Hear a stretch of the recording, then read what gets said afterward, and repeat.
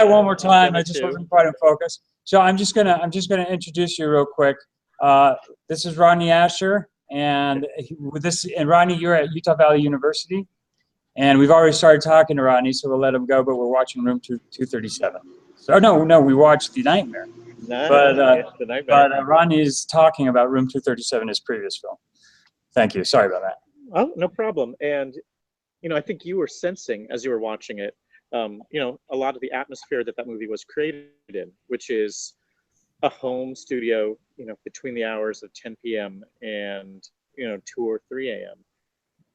And a lot of the research was happening around that time, where I'd be scrolling through blog posts and kind of creeping myself out, in the wee hours of the night, and then doing the interviews. All the interviews were done remotely. I would mail people portable audio recorders and sort of talk them through the process of recording themselves. Wow. It would be like, flashing, is it blinking? Do you see the counter rolling? Is there a level moving up and down? Okay, let's go for it. And I would do a backup recording via Skype at the same time. And something I've gone back to, I just did something kind of similar, but like in The Nightmare, I actually went and was in the same room with the people that I was speaking with. But there might have been something about that kind of interview that we liked, where it sounded like these people were being very, very honest with their feelings, and that it felt like a very private conversation.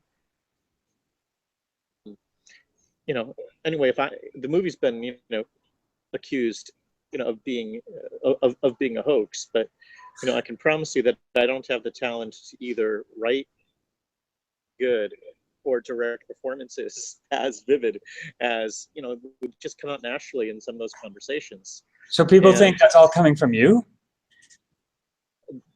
That accusation has been dropped. I wish, Yeah. I'm not that good. Wow. And so then I believe 237 got into Sundance, right? Didn't it? And then we premiered at Sundance. Right, and got distribution, and suddenly it was this big deal. And then how did that go from? How did The Nightmare then evolve to? Were you already thinking about that or working on that, or how did let's just go there and I'll ask more about it.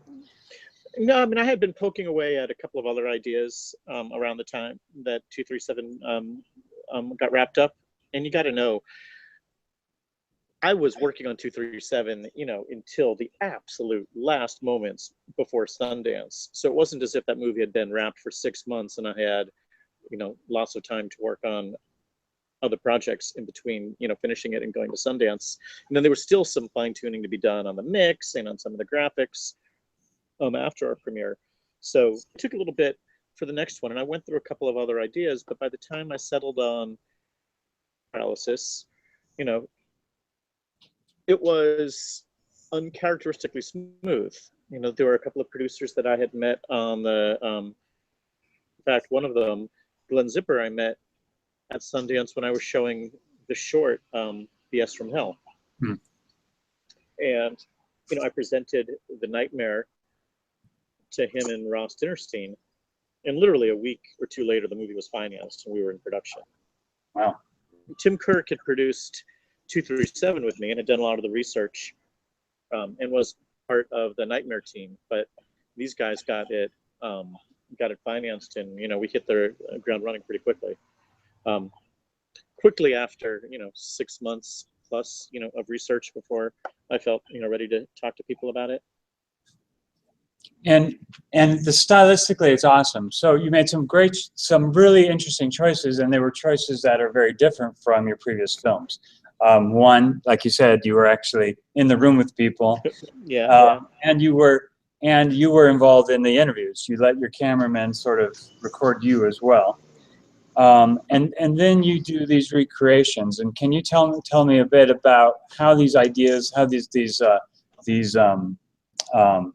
structural sort of ideas came about, or visual ideas came about, and why, and what was your thinking?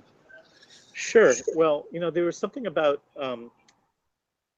interviews in 237 that I really liked. You know, I'm sorry, you really what? That I really liked. Oh yeah, yeah. And you know, I've never considered myself a hardcore documentary guy who knows the history of documentaries inside and out, and I didn't necessarily work on a ton of other people's before 237, which, you know, explains why it doesn't look like a normal human being's idea of a documentary. You know, I've always had sort of mixed feelings about talking headshots, but when it came time to do The Nightmare, I wanted to include on-camera interviews both as a way of, you know, affirming that these stories were true, but also I think the way I made peace with it was to get the people to recount their stories sort of at the scene of the crime. Mm. Like, I'd been watching, you know, a few other documentaries in prep, and there's actually like a tiny moment in the act of killing that was inspirational for the way we shot the interviews in The Nightmare, where he takes this guy who was like a warlord, you know, in in the years before, and he goes back to the scene of the crime where, you know, on this rooftop. And as he would sort of gesture, something happened in this corner, something happened over here, I would walk around here, I would string this up. I liked both the off-the-cuff quality to it, but also the way that he was talking about something that had happened at that place. So everyone I talked to wasn't necessarily still living in the same house where this experiences happened in. As much as possible, I would try to get them to talk about the experiences where they happened. And, you know, we shot most of them at night to try to give a flavor of what that would have been like in those places at that time. And so that was part of that process. I also had a good experience on a short documentary I had made maybe 10 or 15 years before, very off the cuff and very as much about the space that something had happened in the past. And like this guy was giving us a tour through his collection as opposed to do more formal sit-down interviews. They had felt very constrained and square and kind of ugly. I don't know. I think about that kind of. I probably, if other folks making a documentary use that talking head style as a default, and then concentrate on, you know, important things like what are the stories they tell, like journalistic research and history. I kind of obsessed over people. How are we going to shoot these talking heads in a way that's more cinematic, that feels different? Yeah, okay, that's smart. What about the recreations? Well, because at first, you know, I was first watching, I was like, oh my gosh, how did he get these guys to reenact these experiences? It took me a while the first time I saw it to go, oh wait a minute, these are actors. These are not the same people.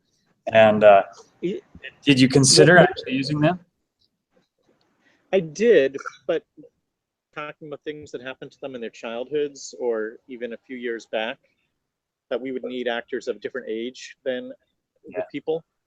So, certainly we wouldn't be able to do that consistently. Right. Also, documents here in Los Angeles and the interviews were happening all over. And, you know, we had more money than we did for 237, which almost any movie in the world would count on, would measure up in that case. But, you know, flying people over, putting them up for a week, far. And also, I didn't want them to, you know, I don't know if how comfortable they would be. These people aren't necessarily actors.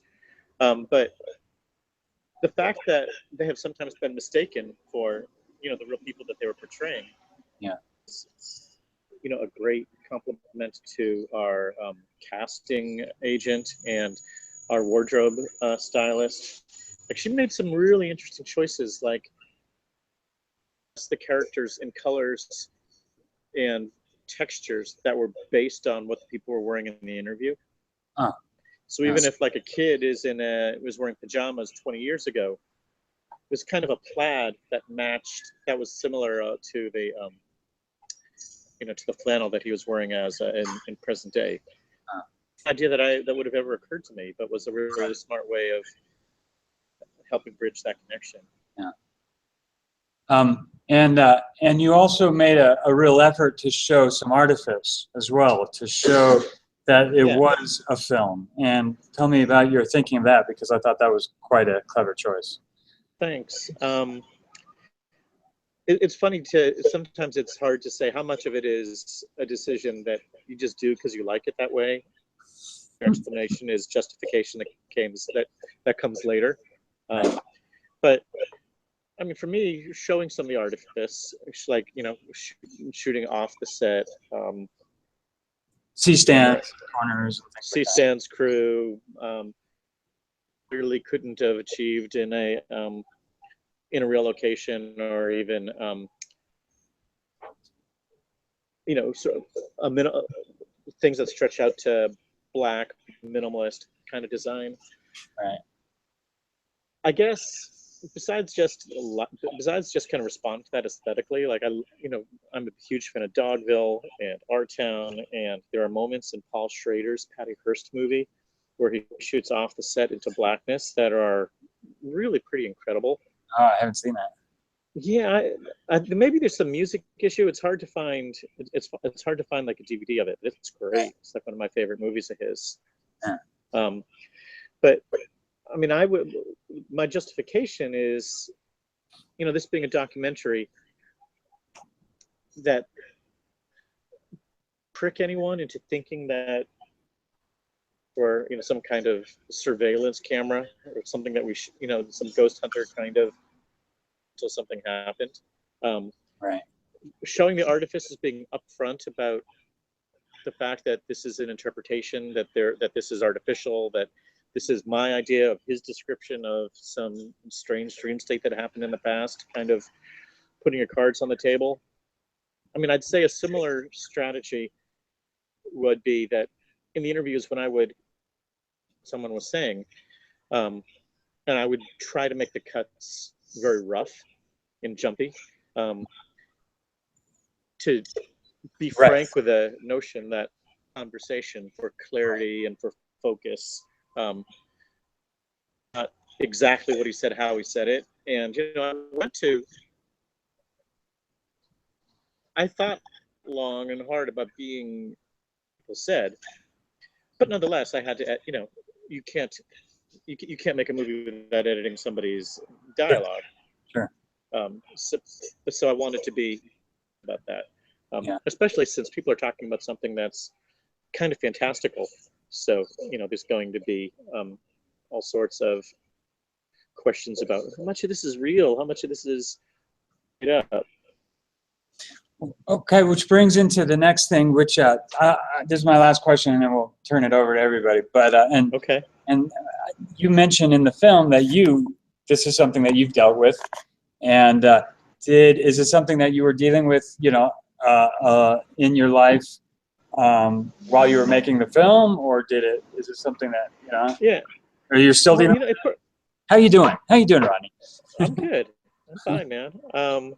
It's something that happened to me, I don't know, 15, 20 years ago was like the big time it happened.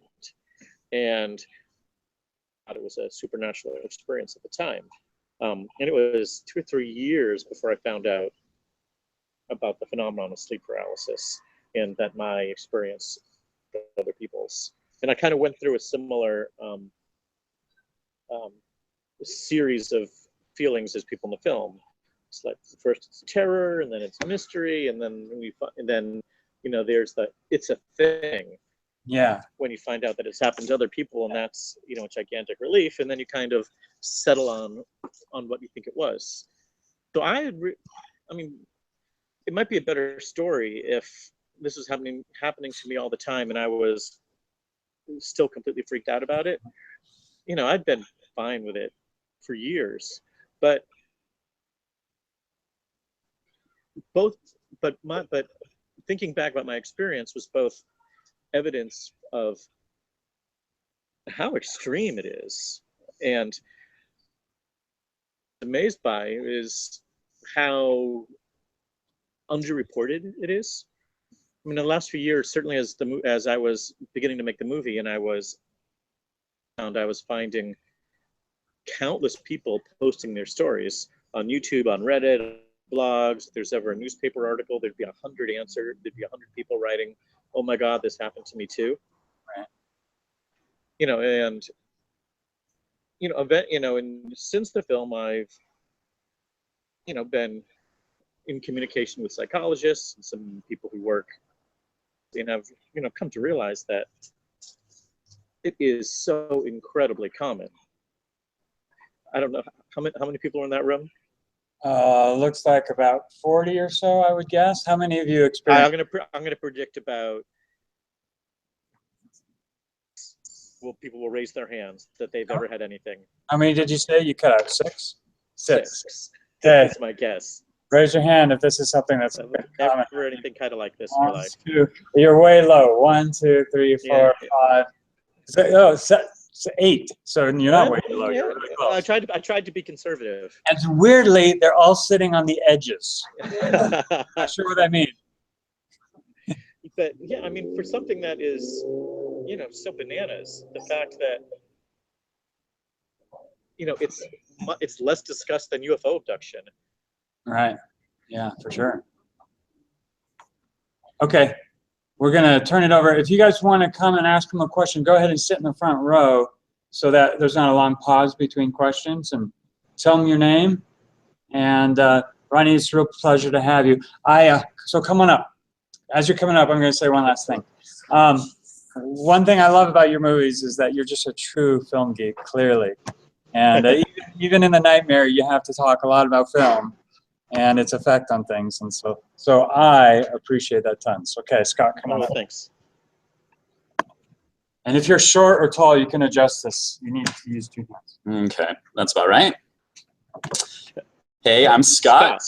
Yes, hey, man. I'm a little shaky now. I think the thing that was like the most moving for me was just that sound mixing. Altogether, it was astonishing. I mean, it made me feel things like that I didn't know, that like I just had tingles up and down my spine the whole time. Can you talk a little bit about the sound mixing and about the soundtrack? Yeah, well, the guy who did the music also did the sound effects, Jonathan Snipes. He's an incredible musician and sound designer. And he did the music. Him and his partner Bill Hudson did the music for 237. But on this one, he also took over this mixing all the sound effects and really wrapping them into wrapping the sound of the music.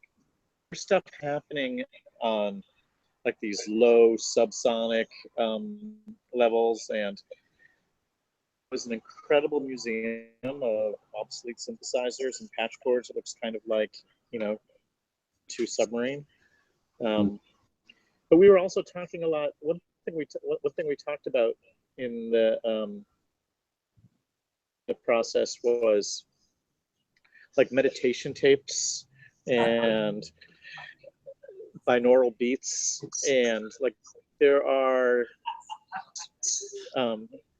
which if you do a Google search for digital drugs, I imagine you were probably not aware of them because they're pretty obscure, but there are guys who make these records that are just like these oscillating tones that are supposed to states of consciousness, and based on how it's modulated, and I don't really quite understand it.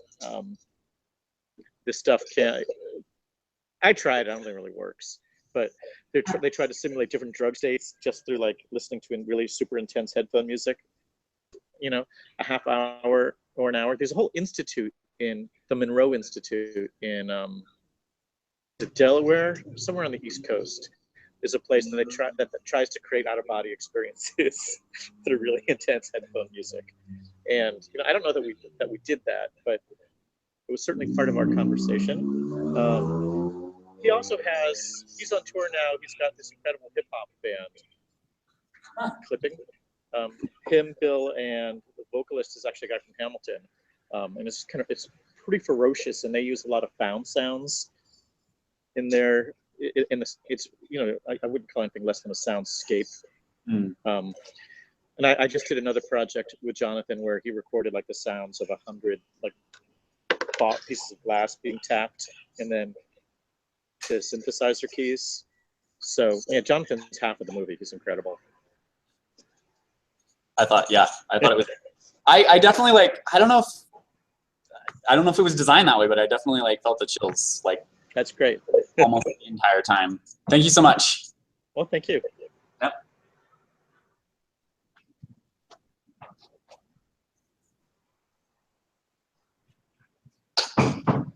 Hello. Hey there. My name's Will. Hi, Will.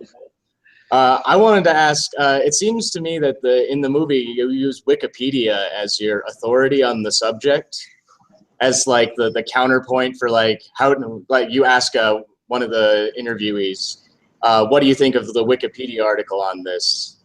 Sure. I was wondering why you chose to do that, or if you thought it, or if there was an active choice to not consult like psychologists on the subject. Well, there was. I wanted to restrict this experience to people talking about their own personal experience. You know, if this was a science paper, I would call this a series of case studies. Not report of, you know, clinical trials of research or anything. There was a psychologist or two that I was tempted to talk to, but only because they had experienced sleep paralysis themselves. And if that had driven them to a career in psychology, I would have found that interesting. The moment you're talking about, the Wikipedia one, it's because I was using that as sort of a sort of as a way of talking about scientific answers that you might find on a Google search, whether it was Wikipedia or WebMD or another similar site, because she in particular had gone to a religious reading of what was happening, and she rejected, you know, any sort of scientific explanation for what had happened. So I wanted to use that as a comparison for where she was coming from. Well, thank you very much. Oh, sure, thanks.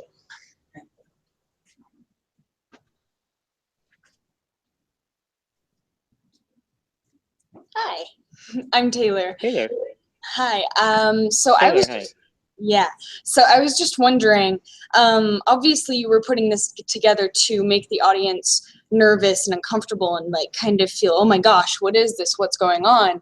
And I was just wondering, personally for you, was this what kind of started you on this path to putting this together, and what kind of other reactions were you hoping to get from the audience? Were you just hoping that it would freak them out and make them curious? Were you primarily hoping to inform them about this? What were you hoping to get the audience to feel?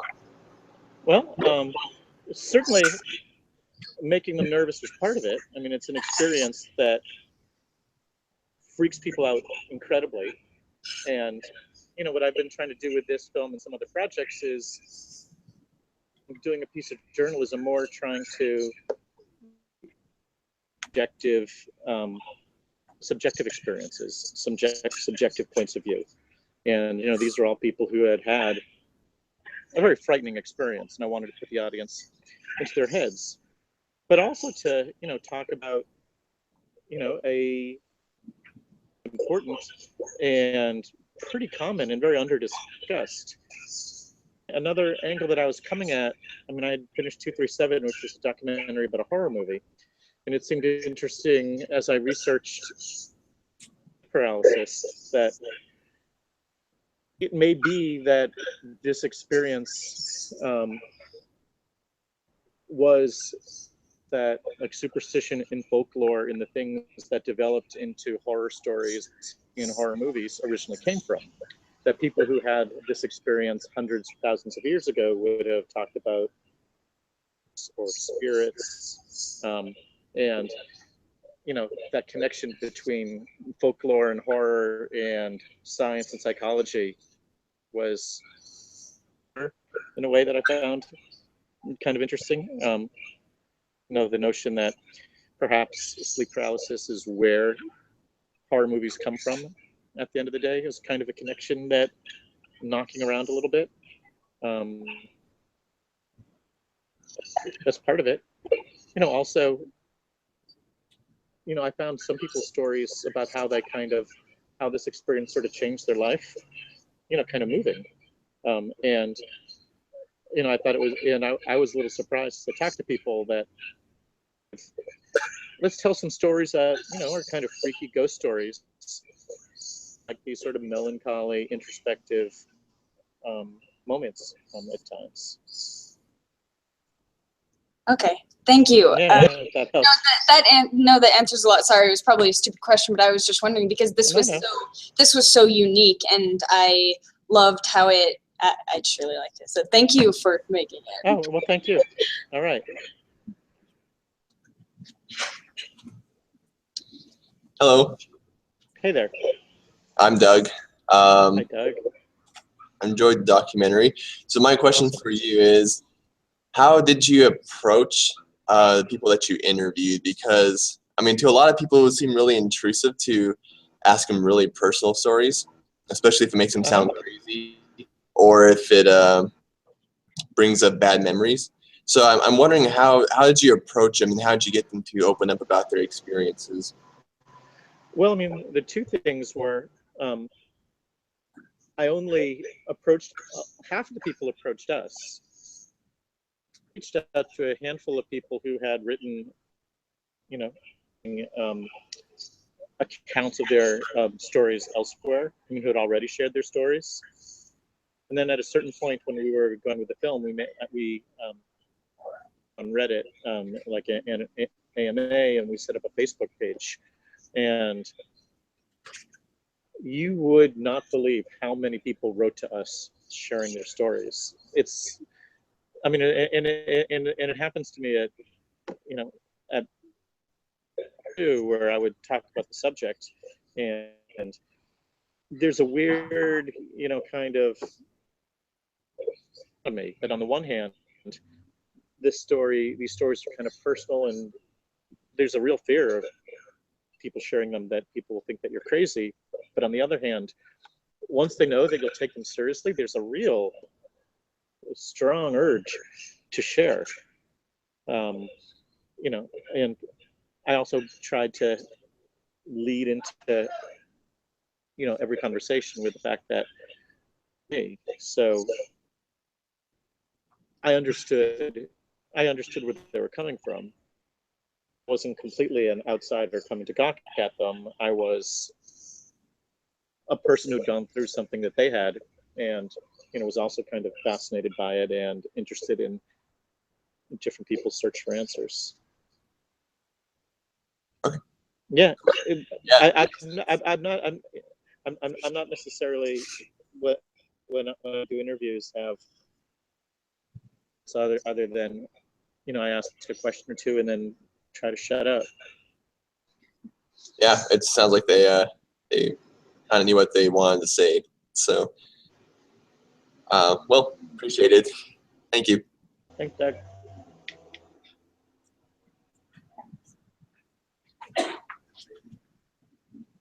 Hi, I'm Betsy. Hey, Betsy. I know. I got it. Sorry, I'm short. Okay. Good. Okay, so my question is, so those people that you interviewed, did any of them actually go see the movie once it was finished, or did they try to avoid that altogether? Like, I know that at least that one person did say that she didn't want to hear other stories about it. I just wanted to know if they wanted to watch the final project. Most of them did, and a couple of them went to public screenings and answered about it. The thing that surprised me was I was a little nervous sometimes after they watched the films, like what they would think of their, of the people who portrayed them and how I filmed their experiences.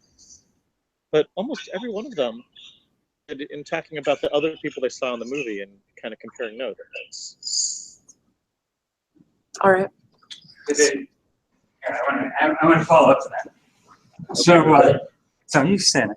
Did so they talked mostly about the other people, but did they give you? I mean, do you feel like I'm sorry, I'm not speaking very well here. Did they say anything about actually? Hey, that's exactly what it was like, or you hid that, or did you get any feedback about the accuracy of your interpretation? A little, but again, I was surprised that expecting to hear the most, and a couple of them were like, "Oh, it was kind of weird to see that on screen," and that was kind of like it. That wasn't, but that was not the majority of what they wanted to talk about.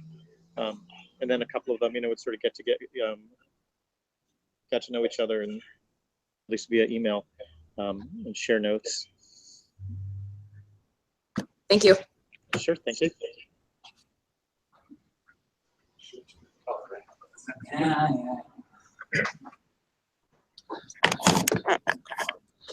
Hello, my name's Travis Bourne. How are you? Yes. Good. Thank you again.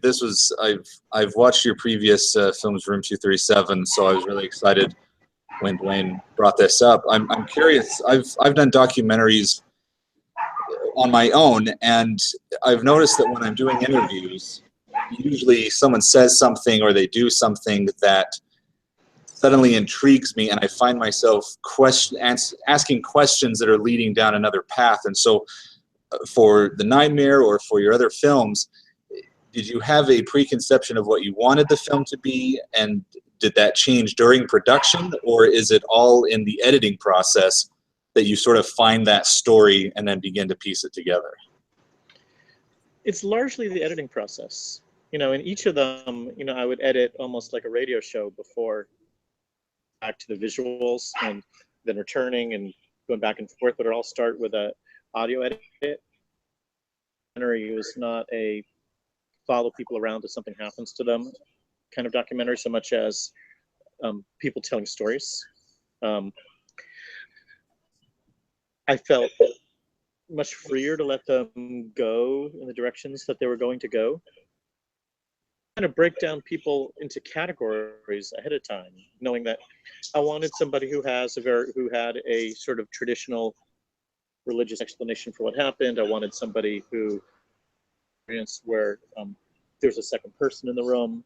So there were a couple of boxes that I wanted to tick. You'd say the casting of it, as we went through all the people who reached out to us. A lot of them some of them I'd had Skype conversations before, and I kept some of Chris's in because, people never say the same thing the same way. Sometimes the lo-fi pre-recording works better than the whole fully produced thing. So I would have a clipboard with a handful of notes, but again, I would just let people go and go and go and go and go, and maybe make a note or two, return to something if need be. But I found when I tried to get them to say something in particular, their answer sounded forced, and it didn't have this. It didn't have like a real emotion behind it. So I guess that I try to be pretty free flowing with them. Wonderful. And then, so just on a production note, because you wanted your interviewees to give you information, you knew that you didn't want to have to cut them short and say, okay, well, thanks. I think I have all we need. Did you ever have pressure from the producers to kind of say, hey, I think you have enough, or were you, in control of the material that you wanted to gather? Sorry, I don't know if I stole from somebody. Yeah. Do you mean you've had enough? Like we've been talking to this person long enough, or you don't need to go out and talk to more? Well, no, because like our biggest trip to New York, where we got like 3 people. I mean, we would it wasn't like we were recording 20 people a day. I think the biggest day we ever had was 3. You know, so go and go and go until until we were exhausted. You know, there are documentaries where, you know, you've got 100 people speaking in 1,000 little sound bites, but at least in these projects, I've tried to fewer people talk longer, you know, and tell stories more than give us little bites. You know, there was a question of, have we recorded enough interviews? Is there a film here, or do we need to make another trip? You know, and but my first assembly of, you know, just the people that I used in the film was like 3 hours long, so it certainly was long enough. Okay. Well, perfect. Thank you for your time. I really appreciate it. Oh, sure. Thank Right you. on. Thanks.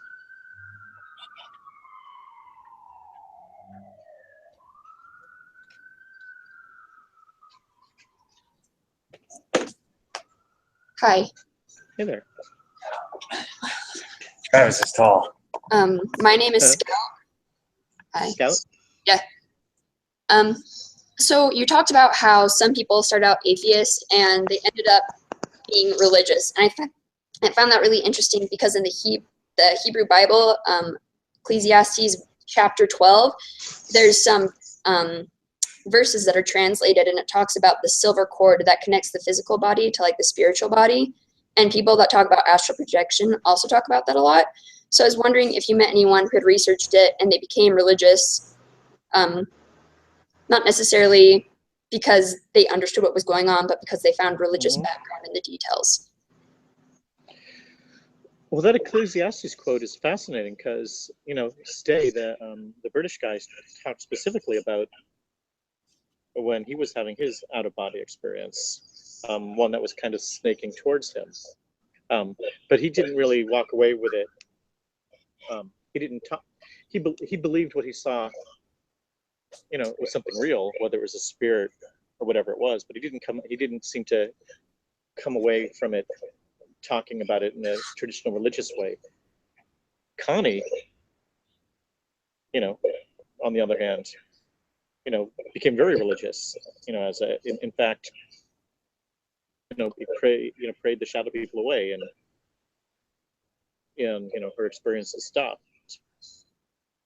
The other connection, you know, something I found like somebody mentioned it in one of the books I read, though it never came up in the film, you know, was the notion that Jacob wrestling with the angels ladder sounds kind of like a sleep paralysis experience. That wrestling is being kind of pinned down and unable to move, and while he sees the vision going up and down, which is part of that. With, if you look at, you know, folklore, superstition, or, you know, spiritual religious stories going back thousands of years, there's a handful of them that sound like they could be this kind of experience. I don't know if that answers your question. No, it does. And then I have a little bonus question. You talked about people that started as atheists and ended up being religious. Did you meet anyone that was like very devoted Christian and then had sleep paralysis and lost their belief in God? I don't think I did. Not interesting enough to try to put in the movie, because, you know, for me, one of the reasons I selected these people instead of others who had crazy experiences and just kind of walked away from it and saying, "Man, that was trippy," is that, you know, it changed their life in a way. It was kind of a profound experience that had effects on their life or their understanding of the world. And that seemed to make it, you know, much more interesting to me. All right. Well, thank you. Yeah, how are you holding up, Rodney? You good for one more? I got one more in me. Excellent.